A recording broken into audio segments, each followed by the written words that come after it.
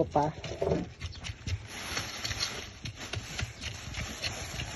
จิบรูเลยนี่แม่ตัวบ่อยจะบ่อยตัวรู้ตัวเนี้ยมันควบปลาจะสวยนี่ตัวผู้เลยตัวเฮิร์กตัวเฮิร์กอันนี้ตัวแม่นี่อะไรนี่อะไรดองอ่อนกำลังคั่วอยู่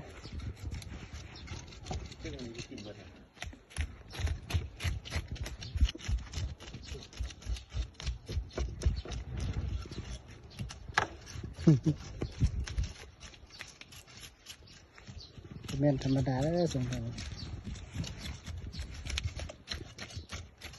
อยู่เกาหลีแค่นี้เวลาพอปลาเห็ดจุ่มปลากินเป็นยักษ์นี่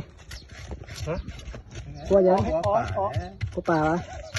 กลัวง่ายอะไรกันยากกลัวยากโคตรโอ้ยไอ้เก็ดองยากนะเก็ดแข็งไหม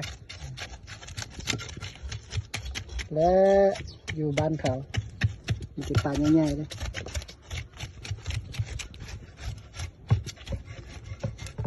2 ตัว